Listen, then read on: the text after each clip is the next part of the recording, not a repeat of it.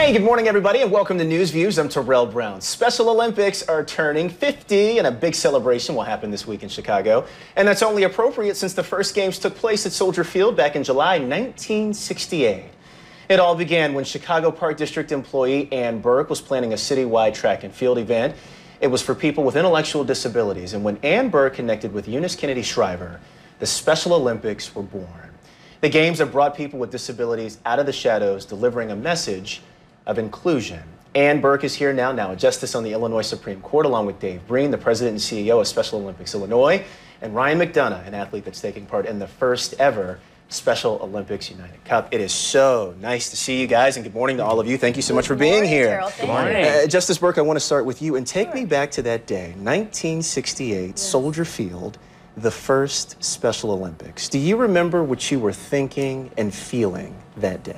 Oh, absolutely. Well, first of all, you know, back in 1968, there was no special education, no special recreation, no Americans with Disability Act. Kids that had intellectual differences and disabilities were either in an institution or a closet. And so the Park District, since 1965, had been working with these children and adults, decided to have the track meet. So being in Soldier Field on July 20th, 1968 really was a culmination of about 3 years of work with kids, knowing what they could do, their actual abilities, throw a ball, jump, swim. We had a huge swimming pool in Soldier Field. What I felt really was the world should see this, and there was no one in the stands. How many kids showed up that day? There were 1,000 from 26 states and Canada. And so this whole thing was an experiment. And but for Mrs. Shriver and the Kennedy Foundation coming to Chicago, we wouldn't have had 26 states. Kids came from institutions. How have these games evolved from that day in 1968 to what the Special Olympics are today? Well, because Mrs. Shriver had this vision, she knew after she saw the day what happened, that this has to be taken everywhere. And she did. She called everybody in every state. She got executive directors, people like Dave Breen, to have a state Olympics in their state. And that just got the ball rolling. And now we're in 172 countries around the world. Dave, do you think that this has created a cultural change, specifically in sports? Oh, very much so. I think you know what Justice Burke created that day has really allowed individuals like Ryan and others to advocate for themselves through sport.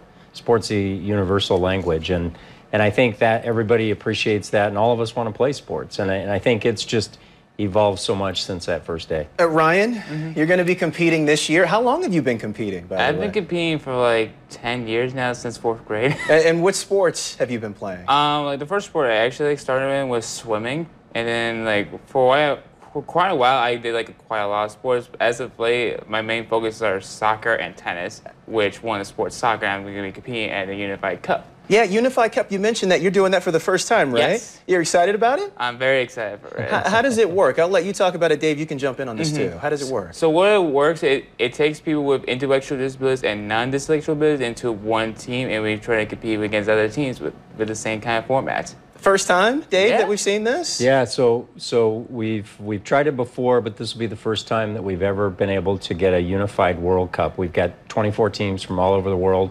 Ryan's representing USA and Illinois and Chicago, but there's teams from Italy, China, France, Kenya is coming over, and they're very excited because they've been playing really literally on dirt fields in Kenya, and they're going to come over and be uniformed to the hilt, and they're going to get out on a professional soccer pitch and show people their abilities. It's going to be incredible for them to see and to experience. Ryan, what would you say Special Olympics has done for you in your life?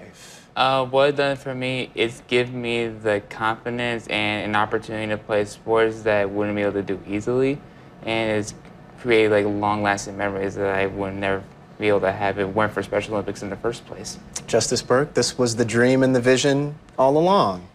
It was to have a population of vulnerable people be treated equally is amazing to me. Of course, we still have many things to do with regard to people with special needs. We need long-term residential care and health care, more education, opportunities for employment. So this opens the doors for people like Ryan to be able to go to the next steps, finish school, become.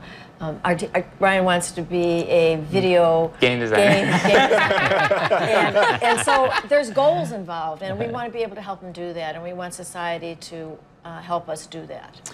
Much more to talk about. All of you hang on for just a second. We're going to take a quick break. We're back after this. Hey, if you like that video, be sure to subscribe to our ABC7 Chicago YouTube channel.